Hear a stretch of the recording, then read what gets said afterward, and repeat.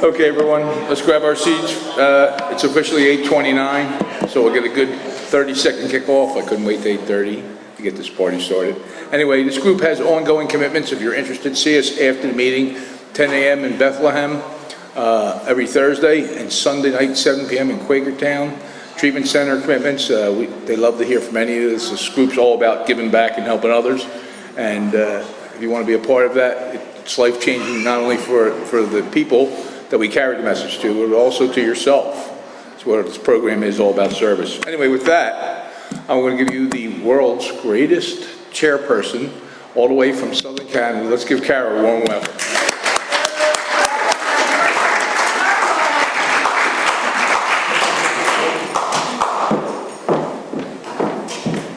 Good evening, y'all. My name's Kara, and I'm a grateful recovering alcoholic. Hello. Welcome home, everybody. This is a one-hour speaker meeting that meets every Saturday evening at St. Paul's Lutheran Church, 301 North Main Street, Doylestown, Pennsylvania.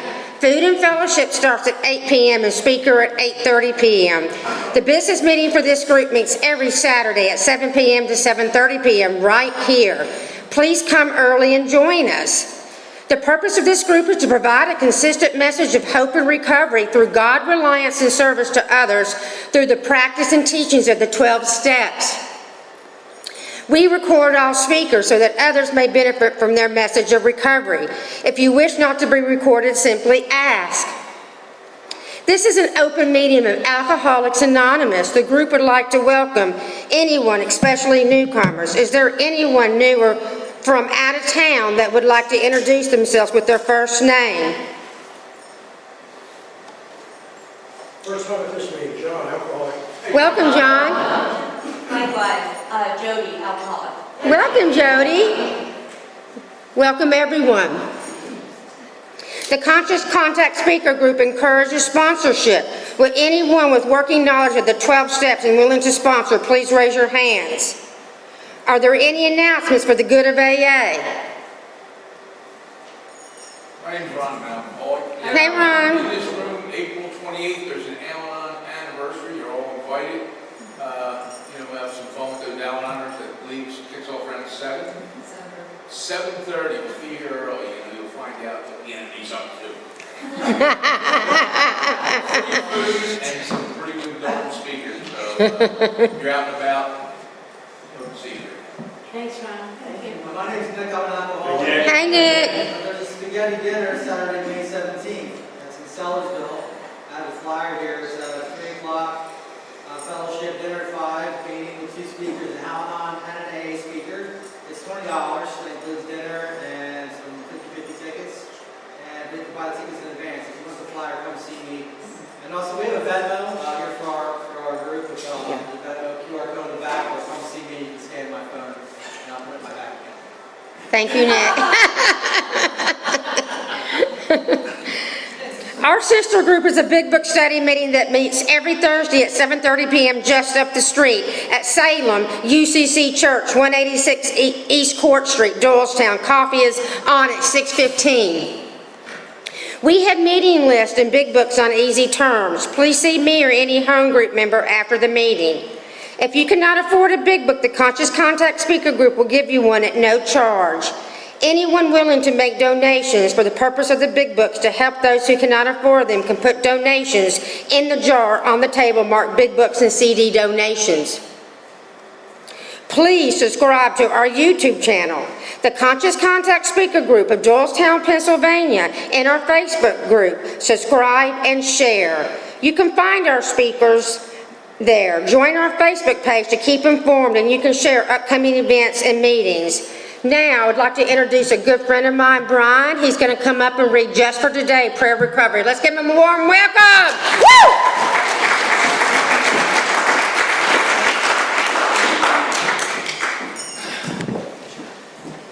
Good evening, ladies and gentlemen. My name is Brian. I'm an alcoholic. And this is Just for Today, a Prayer of Recovery. Just for today, I will be agreeable.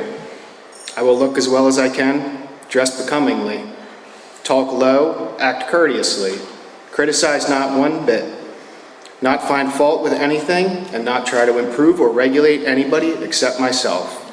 And with that, I'm going to bring my good friend Nick up here. He's going to read the AA preamble. Let's give a warm round of applause to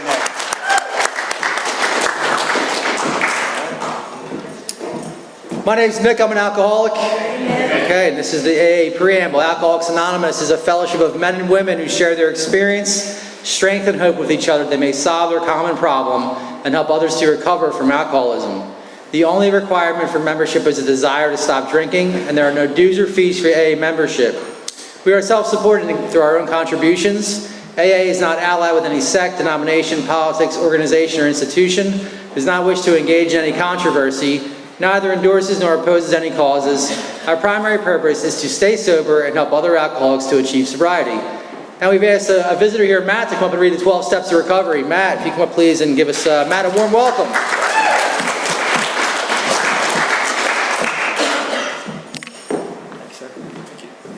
Good evening, my name is Matt, I'm an alcoholic. The AA 12 Steps of Recovery. 1, we admitted we were powerless over alcohol, that our lives had become unmanageable. 2, came to believe in a power greater than ourselves that could restore us to sanity. 3, made a decision to turn our will and our lives over to the care of God as we understood Him. 4, made a searching and fearless moral inventory of ourselves. 5, admitted to God, to ourselves, and to another human being the exact nature of our wrongs. 6, we're entirely ready to have God remove all these defects of character. 7, humbly asked Him to remove our shortcomings. 8, made a list of all persons we had harmed and became willing to make amends to them all. 9, made direct amends to such people wherever possible, except when to do so would injure them or others. 10, continued to take personal inventory, and when we were wrong, promptly admitted it. 11, sought through prayer and meditation to improve our conscious contact with God as we understood Him, praying only for knowledge of His will for us and the power to carry that out. 12, having had a spiritual awakening as the result of these steps, we tried to carry this message to alcoholics and to practice these principles in all of our affairs. Thank you.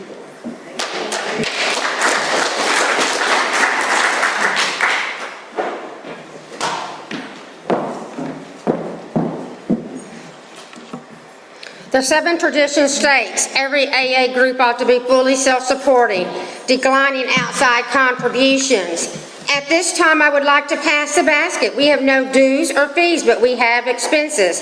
This group provides many services. Your donations cover food, rent, big book CDs, events, and workshops, etc.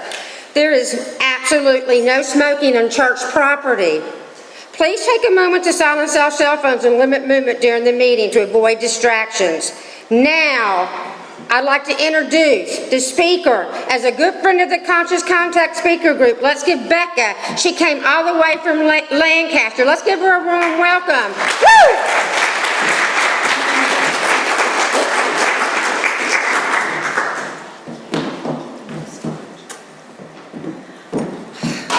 Hi, everyone. Okay, I'm a little loud, but I'm loud naturally, so I'm sorry if it sounds like I'm screaming. I know you said it, I'm not, but I'm Becca, an alcoholic from Lancaster, Pennsylvania. My home group is the Great Reality Group. It meets on Saturday nights at 5:30. It's a big book study. It's super fun. We get into the big book and we like nerd out over it, so please feel free to come visit us. I'm very, very nervous right now. I've done this a few times. You'd think I wouldn't be nervous, but I'm nervous every time I get up here. Pride's a funny thing, and that's what I think it is every time I kind of get a little bit too jittery before I come up, because I have myself convinced that I have nothing to say. But in fact, I do have a lot to say, at least about what AA has done in my life and how it's radically transformed me and transformed my life. So I'm going to try to do that today. My sobriety date is September 19th, 2013. And that is not actually whenever I landed myself in AA. It is whenever I entered recovery by force, outside forces. But it's a very interesting story of how I landed in AA, and so I'm going to try to tell it, and hopefully it's useful and effective for you folks tonight. So,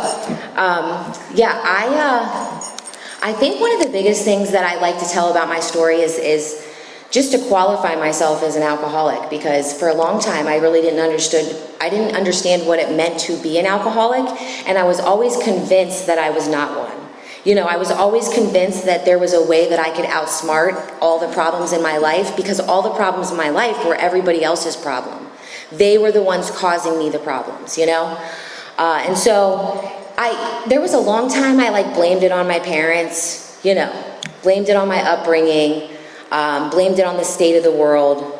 And so, you know, through this program, I've learned that a lot of that is just completely untrue, thank God, right? Yeah, I can remember, you know, just from a very young age, this just pervasive sense of lack in my life. I never really felt like anything was enough. I never had enough. I wasn't loved enough. I was always separate from everyone and everything around me all the time. I just was very angry. I remember, you know, I used to think that I got angry later in life, and now the more I reflect on it, I recognize that I was angry from a very, very young age. I almost feel like I felt like things were owed to me, you know, which is interesting to say as a 4-year-old, like, you know, this, you know, what is this? I don't like this, you know, and it was far beyond the normal, like, toddler tantrums, you know what I mean? I grew up with, you know, both of my parents are alcoholics, and despite that, I grew up in a military family. I grew up on military bases and a law enforcement family. And so there was just a way things were done, you know? We didn't have a lot of feelings talks in my family. We had a lot of discipline in my family.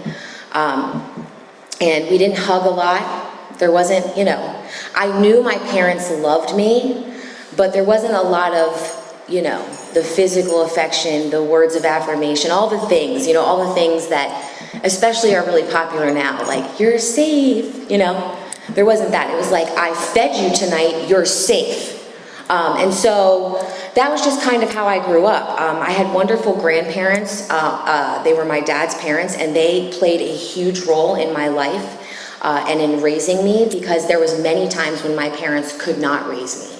And so I grew up with 2 brothers and a baby sister.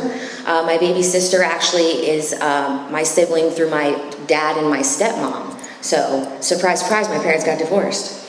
And when they got divorced, my mom left, and she, you know, as a part of her alcoholism, had her whole journey, and my dad remarried. My stepmother was not an alcoholic, but my stepmother was not a nice person. And, you know, I used to watch, like, the Disney movies, you know, like Cinderella, and like, you know, the way the stepmother treated and I was like, oh my gosh, this is my story, you know? And so I would watch the Disney movies, and I'd be like, I am gonna escape this someday.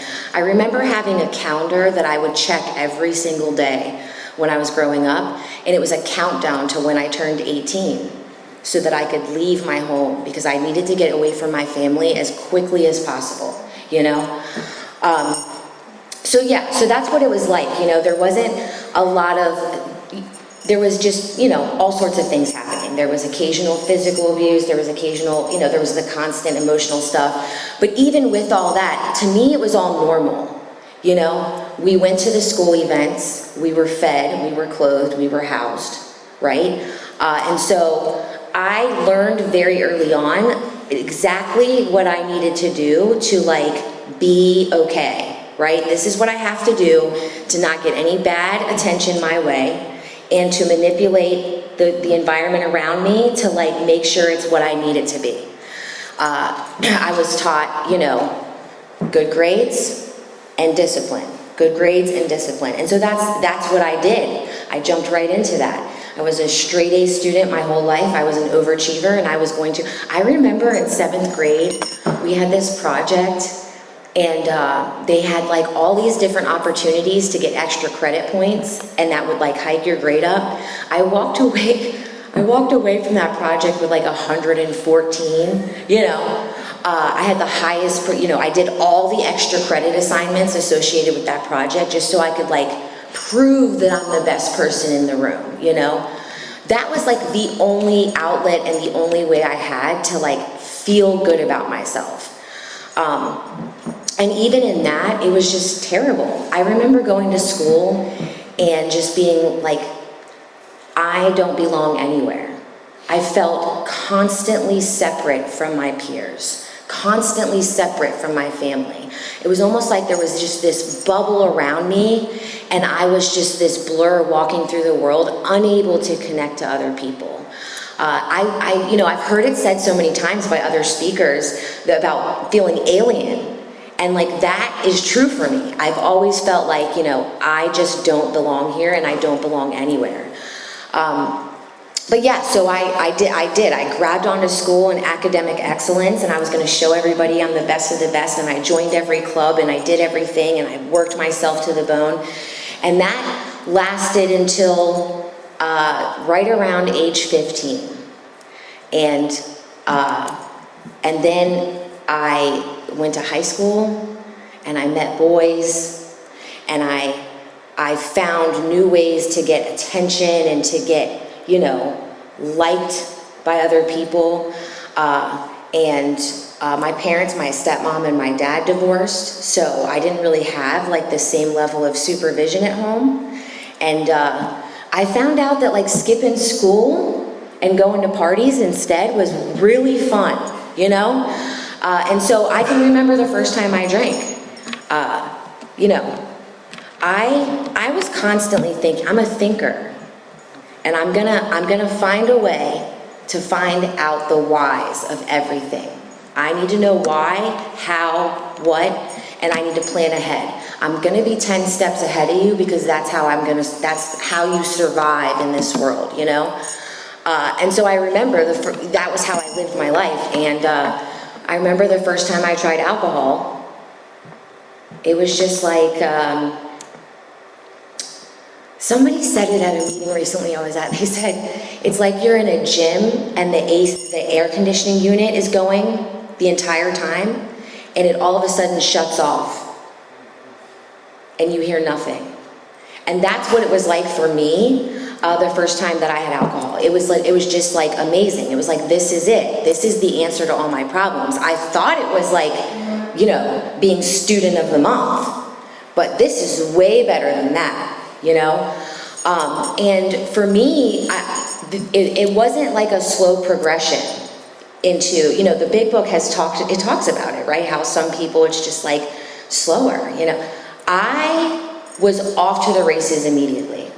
Because why would I ever give up the one thing that's given me any sense of relief in my entire life, And so I was just right away. I was skipping school, I was sleeping during classes that I was at, I was finding all the right people. All my other friends, I was like, no, nerds, I'm going over here. I'm gonna find the people that have what I need so that I can feel better every day. And so that's what I did. Right away, it was just horrible. I was in my first psychiatric stay at the age of 15 after a suicide attempt. And that was a result of my parents finding out what I was doing and trying to stop me, and a bunch of other things ensued, and I was like, okay, I'll show you. And so I was in my first psych ward at the age of 15. I was in the psych hospital on September 11th, 2001. And I watched from the psych ward. My parents were military. And so my parents were called up active because of that. And I remember, I bring this up because this is how my alcoholism works. I remember feeling better than everyone else in the hospital because they would not allow that. They turned all the TVs off, because you're in a psychiatric hospital. And they came and pulled me from my room and allowed me to go into the tech office and watch the news and be on the phone with my parents nonstop because my parents were in the military, and so they had to and I was like, everybody was upset that their TVs and their activities got canceled, and I was like, haha, losers, I'm special, but that's how my alcoholism works. I was like, oh, okay, this is making me better, that I'm good with this, So it's just stuff like that where I'm always in competition with myself and other people because I have to prove that I belong here somehow, you know? So in my first psychiatric ward at 15, and right after I got out of there, I was just right off to the races again. I was in my first rehab at 17, I remember I was put into a detox center that was dually a detox for adolescents and adults, because they didn't have like a separate detox unit for the adolescents. And I remember this one old woman sneaking me cigarettes, you know, because I'm not supposed to be smoking because I'm an adolescent. And, you know, so she's sneaking me cigarettes and I'm figuring out ways to smoke cigarettes in the detox unit. So I thought it was a great time, you know, because I was very, very unwell, but I still got to smoke, and then they transferred me and I lost that. But yeah, so first rehab at 17. Shortly after that, I got out of rehab, and that was my first exposure to actual 12-step meetings. You know, when you're in rehab, they take you to 12-step meetings. And I remember very little from those meetings. You know, for me, this was just like another thing I had to do to get me through until I was 18 and I could do what I wanted. And I was like, okay, you know, my parents caught me, they put me, but my grandmother, you know, is really the one who put me in this place. I gotta do this. They shipped me off to my grandmother's house, and I somehow managed to convince my father that I should be allowed to get married to my boyfriend, who was a drug dealer, who was a huge part of why I was in rehab in the first place. This just shows you how alcoholism is for people and in families, you know? And I think, part of me thinks my dad was just so sick of trying to help me, you know, that he was just like, okay. So I was married at the age of 17, and I immediately moved out of state, and my whole lifestyle revolved around anything I could do to feel better.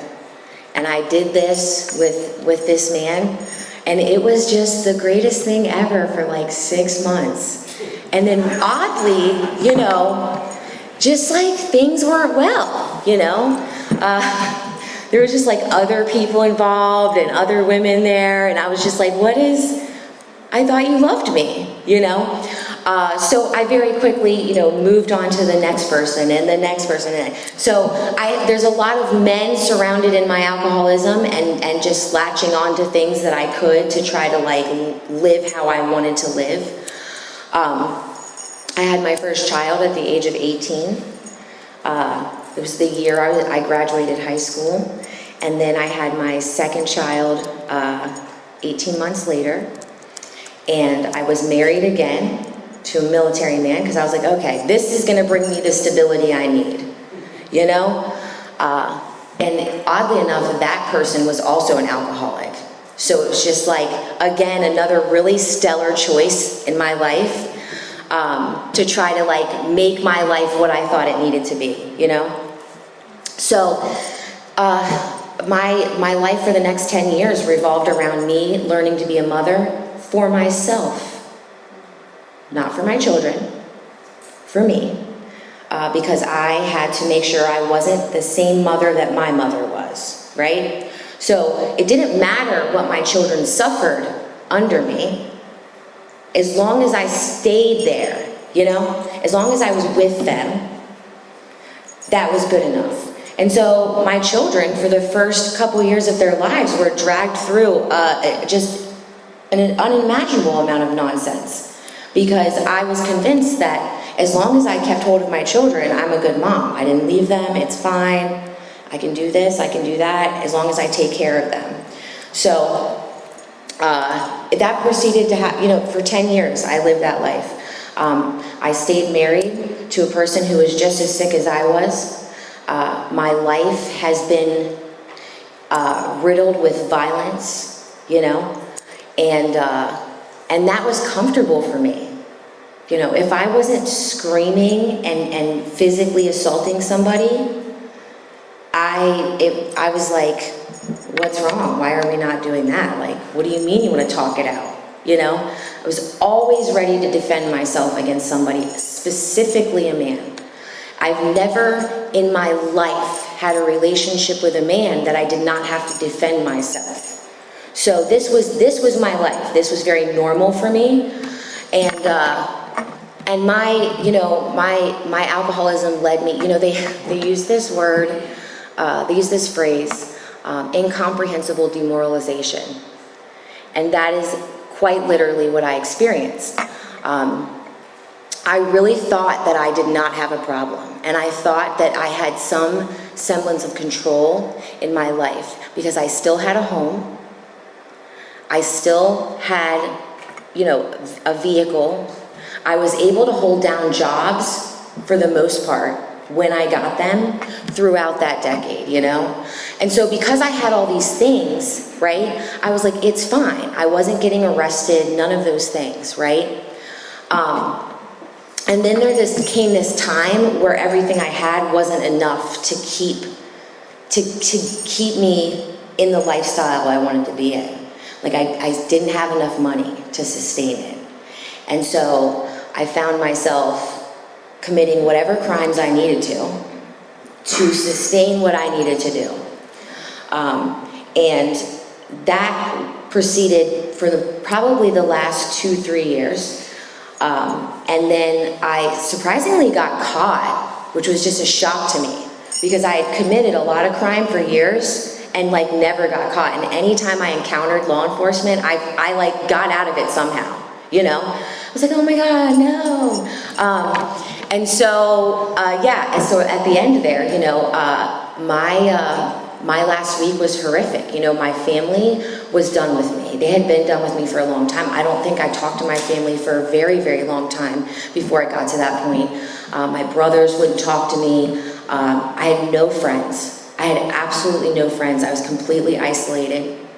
The only people in my life were my husband at the time, and we had a very tumultuous, you know, aggressively violent relationship with one another, my children, and then his family. His family was the only last people who were tolerating me, you know. I was convinced I was tolerating them, by the way. You know, I'm living in my mother-in-law's house, using her stuff, I'm not paying any bills, and I'm like, how dare she ask me to wipe down the counters? I can't, you know, this is like the way I perceived the people. I felt attacked all the time. So I ended up stealing a lot of money from my in-laws, and they tried to get me to go to treatment. I can't even tell you how many times. And I would do this thing where I'd be like, oh my God, you're right, I'm gonna go. I'm gonna go today. And I would pretend to get on the phone, and I would pretend to make all the plans, you know, and then I wouldn't go. And they would be like, I thought you were supposed to be picked up by this rehab today. And I would be like, oh my gosh, they didn't have a bed, you know? And I did this for a couple months. And then they finally like, you know, okay, you're stealing from us, you're doing this, you're putting our whole family at risk. That's it. So I was out running one day doing whatever I do. And I come back home, and the police are waiting for me, and they handcuff me, and they take me away, and I'm just shocked because they won't let me smoke a cigarette before they put me in the car. Like, how dare you? That's the entitlement that I still had for, and that started my recovery. I was convinced for 10 years that I didn't have a problem. I'd been to multiple treatment centers, multiple psychiatric wards, and I was convinced that there was a way that I could manage and control and get better. I tried everything. I would be like, okay, I'm only going to do this on Tuesdays, Wednesdays, and Thursdays. Okay, as long as I get everything done that I want to do before my kids get off the bus. Okay, if I just drink this bottle to this part, right? I'm gonna write with a Sharpie on it. Then I'll be fine. And like none of that was true. To everyone else around me, I was absolutely insane. And I was insane, right? The insanity for me is I am absolutely convinced that I'm fine.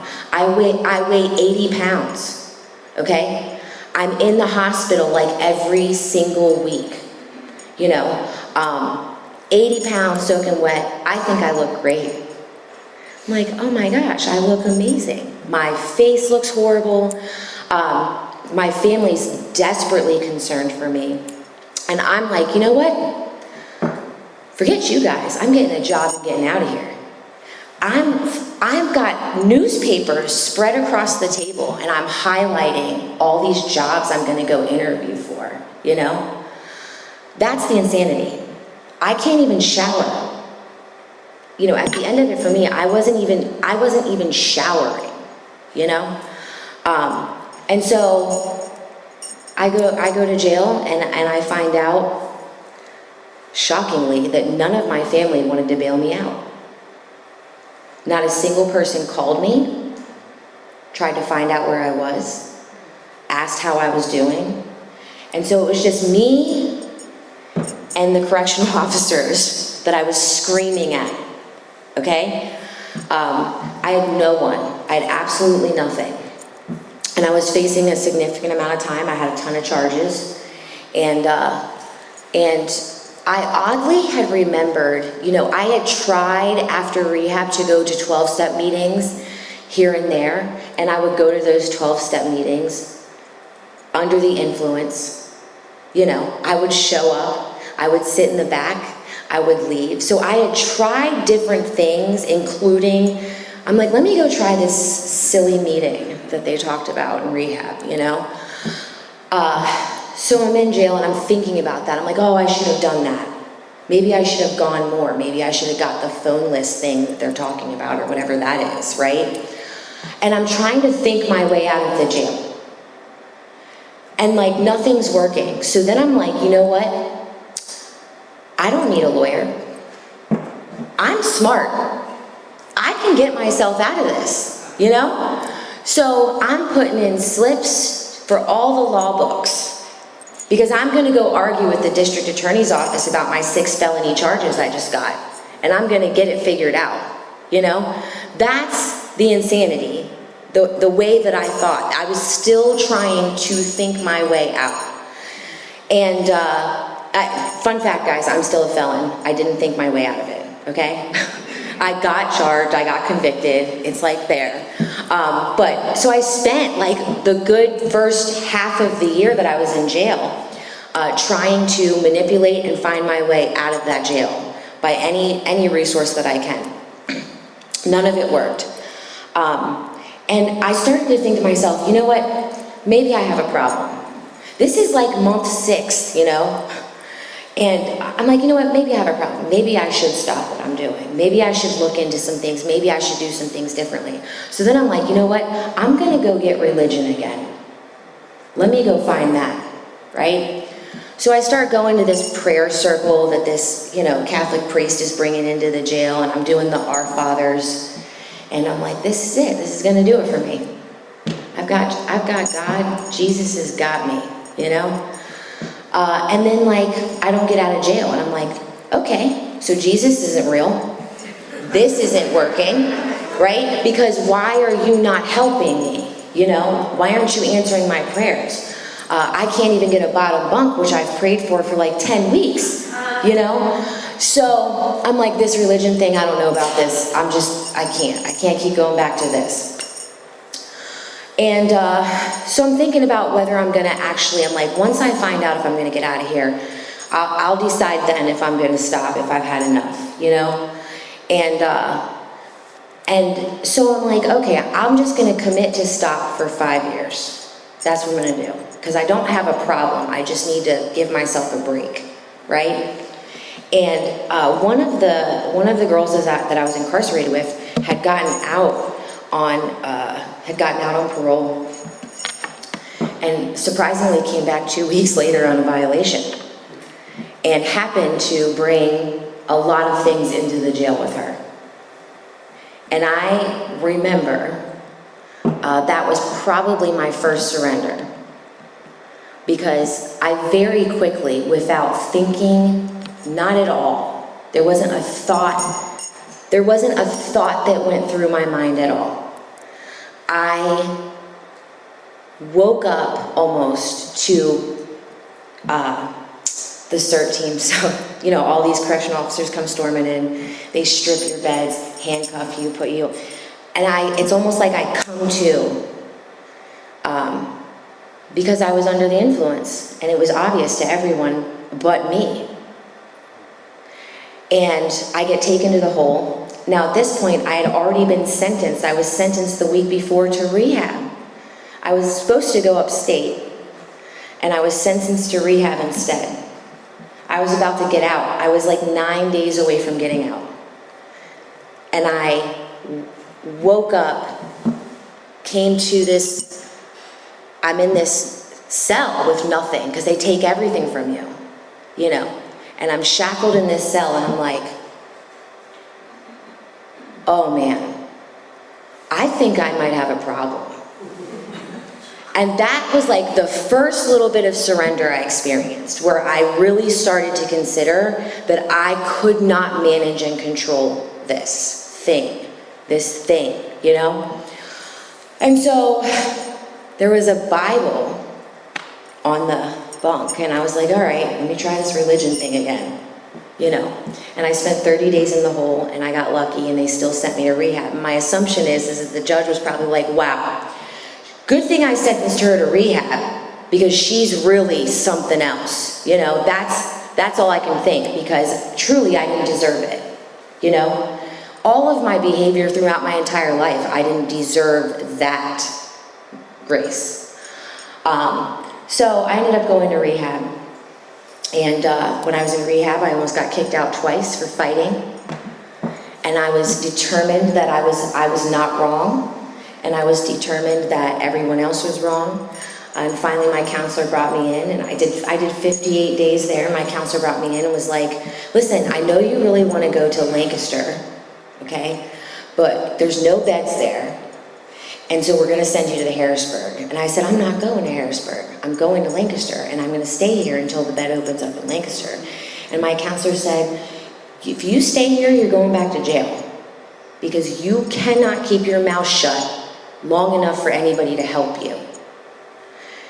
And another little piece of surrender, I was like, you know what? I'm just going to go where this lady tells me to go. And so I end up in Harrisburg, Pennsylvania, and I end up in a halfway house for women, and I'm there for 4.5 months. And the whole time I'm there, they have all these requirements. You have to go to 12-step meetings, you have to get a sponsor, you have to do this, you have to do that.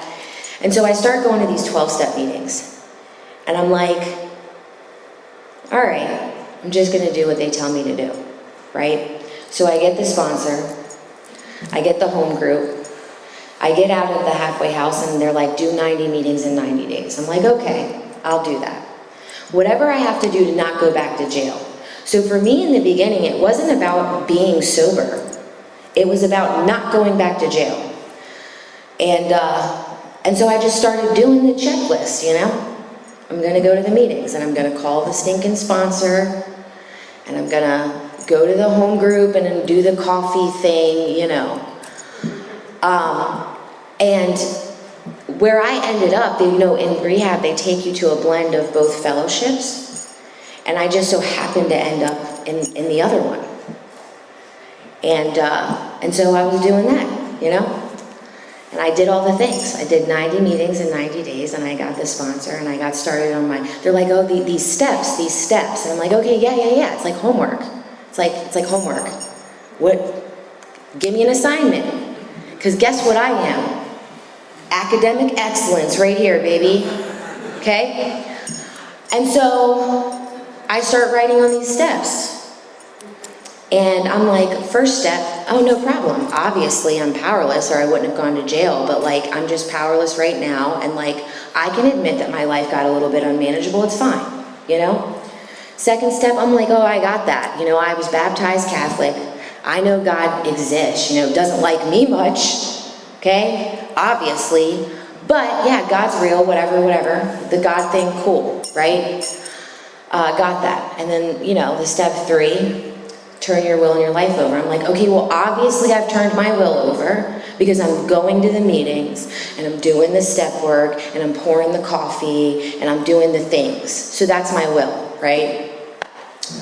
And so that's how I went into that. And I was sober. And I stayed sober. And right around year 3, you know, I got a job. I excelled at that job. I moved into management very quickly. I was good at things. And, you know, it makes me think in the big book, it talks about, you know, he may be a great fella. You know? He's good at things. I'm good at things, you know? So I decide to, you know, I had a friend in the fellowship who was like, you know, you make a really good speaker. You should come join this Recovery Speakers Bureau. You know, because I'm going into meetings and I'm quoting the literature and I'm sharing fire message of recovery. Oh my God, look at me, my life has changed. I'm a felon and look at me now, right? And I'm like, yeah, you know what, maybe I'll do that. Let me go try that. And so I did, and I got trained to be a recovery speaker. And then I realized I really liked that type of work. And so I'm like, you know what, let me try to get into this type of work. I think it's Bob D who talks about two-hatters, right? In one of his speaker tapes. But anyway, so I get into this line of work and I start working in this behavioral health field and I'm like, oh my God, I'm so good at this, right? I just love to help people. And I have all this knowledge and I know what I'm talking about and it's great and I'm really good at this. And so I get really blessed, you know, I get to come in and then I'm like, oh my gosh, but I'm finally helping people. Like I'm doing something good. This is good. This is good. And I have like no awareness whatsoever that like all of it was just like surface level, you know. I'm convinced that I'm helpful and I couldn't even make the connection that I was being helpful for me, not for them. I was like, oh my gosh, how many people did I get into rehab today? Great job, Becca. Right, pat myself on the back when I go home. You're so good at this. And I'm doing the speaker thing, you know, and I'm going to the meetings and more people are asking me to speak and I'm going in and I'm speaking and I'm doing all the things. And so all of a sudden I find myself with 7 years and I start having panic attacks.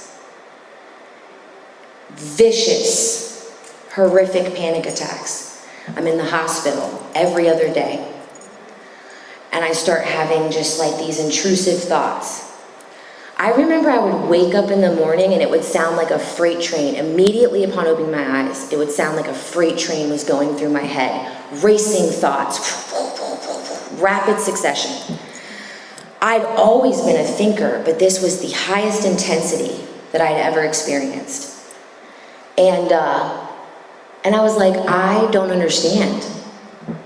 You know, because at this point I've worked all the steps. I'm doing all the things. I'm doing all the things they told me to do. I don't understand why I'm actively suicidal right now.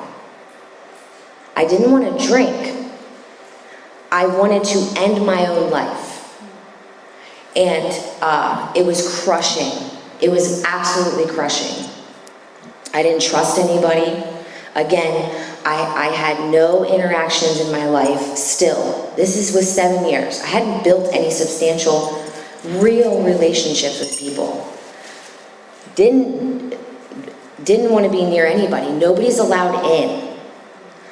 And I started to realize I've lacked love my entire life, both receiving and giving, because I've got to protect myself. So I have this pervasive sense of lack that's like underscoring my entire life, right? It's the biggest thing, right? I did rekindle relationships with my family, my mom, my dad, right? Got a relationship with my mom, died of breast cancer 2 years later, right? And so I just have these things that happen. And it just reinforces this sense of lack. So I'm dealing with all this perception of lack in my life. I recognize I don't have any relationships. I'm dealing with the worst mental health symptoms I've ever experienced in my entire life. And I'm like, if this is recovery, I don't want it. I cannot live another day like this. And I knew at this point that I couldn't go back to what I did before. It wouldn't even help me anymore. And so, for whatever reason, I was at a job. I ended up at a job to finish school because, I got things back. I kept getting things. I kept acquiring things. I got degrees. I got awards, right? I bought new cars. I kept doing all these things to try to, feel better. And so I get this great job, and it's with people that I've known for years, that I've worked with in the field, and that I knew from the recovery community where I'm from. And one of them saw me just and was just like, let me know when you want to get free. And the first thing that irritated me about this is it was a man. Okay? Because I have got no time for this. What is he gonna say that's gonna be helpful? That's not real. And then the other thing was I started going to AA meetings again because I just felt so lost, and I was like, let me try this meeting. And I started going to these different AA meetings, and anyways, so I heard this person say, I haven't had the desire to drink in 12 years. And I was like, that's a lie. That's not real. It's impossible, okay? Because everything that I believed up to that point is that it's completely normal and acceptable to think about drinking every single day. And that realistically, you have to be fighting against it, and you have to be on guard at all times, right? You gotta go to the meetings, you gotta do the thing, you gotta work, you gotta do this, you gotta do this. So I am convinced, number one, that I have kept myself sober. I did this. I did all the things, and I've kept myself sober. I'm convinced that sobriety is hell, and I cannot tolerate it another second. I'm convinced that I have no one in my life, and there's no one that can help me and understand me, and that I just must be doing it wrong. I'm doing it wrong. I'm missing something, right? Maybe if I go to a psychiatrist, maybe if I go to another doctor, maybe if I buy another book. Self-help books this high, right? And so this person's like, let me know when you want to get free. And it just stung in my head for days. And that was the next little surrender. And I finally was just like, okay, all right, I'm going to give this a try. This was at 7 years sober. So at 7 years sober, this gentleman introduces me to Alcoholics Anonymous, the fellowship and the work. And I have a first step experience late one evening where I recognized that I had no clue whatsoever what it meant to be powerless. I didn't really understand it at all. Then I come to find out that God's just this thing I was putting in boxes, right? I'm like, okay, God, I'm gonna put you in this box. I had no clue what God was. God was just whatever image I had latched onto my whole life, right? Then I found out I was God. I was God. I was the God. I was being God in my own life. Then I recognized through this work that I wasn't turning anything over, because I was deciding what you are and what you are and what this is and what this should look like and what my parents should have been and what should have happened to me and what shouldn't have happened to me. And so I start to have these revelations when I start going through these steps. I did the 4th step, did a 5th step. The day after I did the 5th step, I walked into work and people's faces were glowing. That's the best way I can describe it to you. It was like I had met them for the first time, and these are people that I had been seeing every day for years. Their faces were shining like the sun, and their eyes were full of light. And I don't really know how to express it other than that. I don't think a spiritual experience is something that you can adequately put into words. You can't confine something so beautiful to words. But my life has changed dramatically since then. And, I've been a part of the fellowship of AA for the past, I think, 3.5 years now. But I also have a fellowship of the Spirit that I'm a part of. My story is what it means to suffer while sober. Because that's what my story is. I suffered from alcoholism while sober. I had no solution whatsoever. I had no access to a power greater than myself because I was my power. Every minute of every single day, I was my power and I was deciding what I needed to do to feel better. And it was not until I had that experience. I'm deeply, deeply, sometimes irritated that it was a man who introduced me. And then I find myself incredibly grateful because I am surrounded by men in my life now who absolutely love me and want the very best for me. And that is a gift for me personally that I cannot, again, put into words. I have women who just rally around me. I sponsor women. I have these beautiful relationships with these women. And I continue to have the promises come true in my life every single day. And so I think, what I can say to you is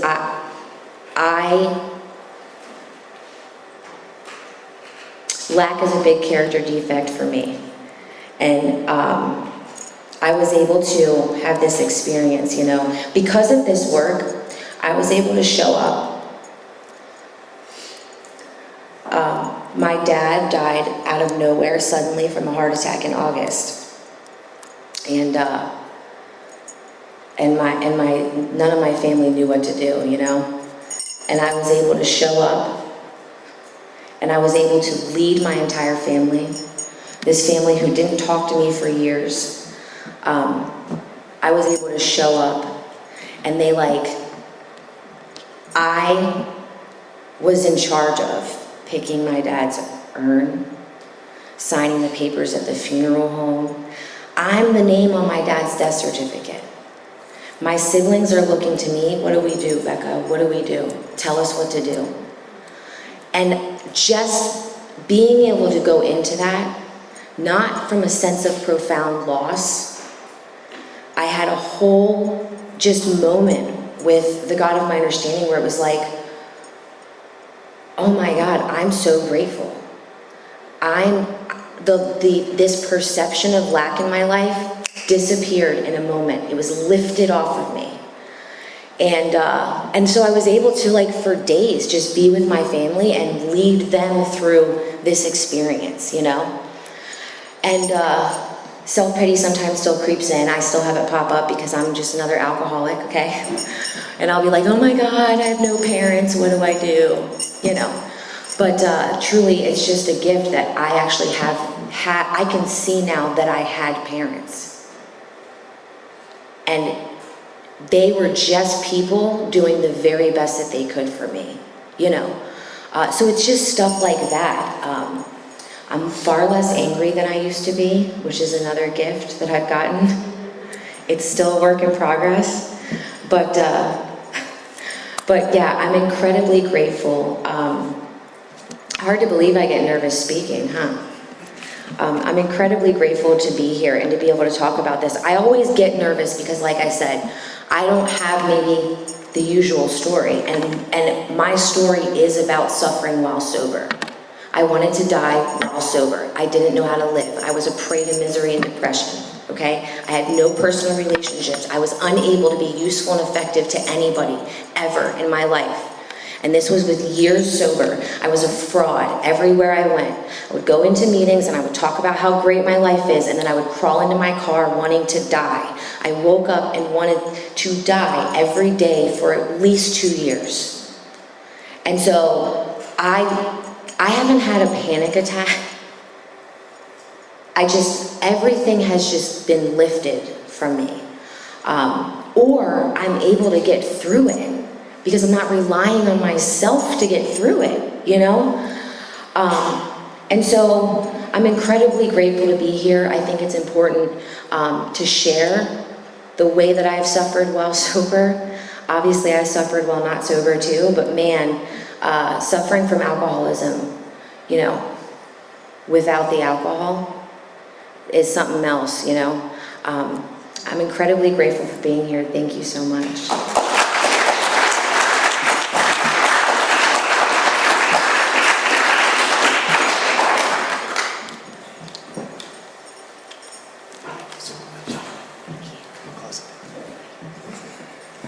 Okay, again, my name's Brian. I'm an alcoholic. First and foremost, I want to thank Becca for coming out here tonight, delivering an incredible message of hope and recovery to our group here. A couple of quick announcements and we'll close it down. As always, the food and the fellowship for this meeting starts at 8 o'clock, so feel free to get here early and join us, enjoy the refreshments, the coffee we put out. If you want to get involved in service with this group, even better. This group is all about service. As Ron mentioned, we have commitments to hospitals, institutions, so if you're interested in doing that, if you want to help us out with some service right after the meeting, we could always use help with the chairs, but more importantly, if you're new or if you're struggling, make sure to hang out with us. There'll be a group of us breaking down the meeting. So grab somebody, we'd love to talk with you, get you some phone numbers, get you some meeting lists.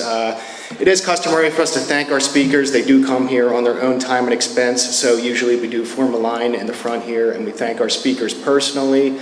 Thanks to everybody for helping out with the meeting tonight. Thanks to our greeters, our readers. Thanks to Miss Kay for taking care of the kitchen back there. And let's thank our speaker, Becca.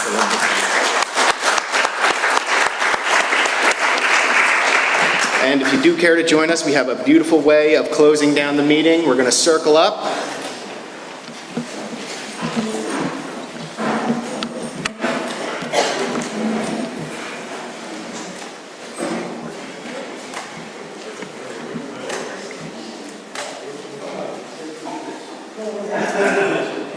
Guys in the back, come on up.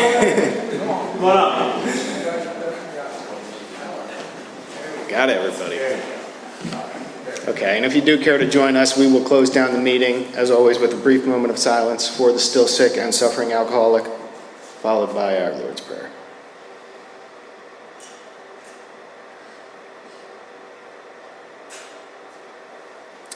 Our Father, Our Father, who art in heaven, hallowed be thy name. Thy kingdom come, thy will be done, on earth as it is in heaven. Give us this day our daily bread, and forgive us our trespasses, as we forgive those who trespass against us.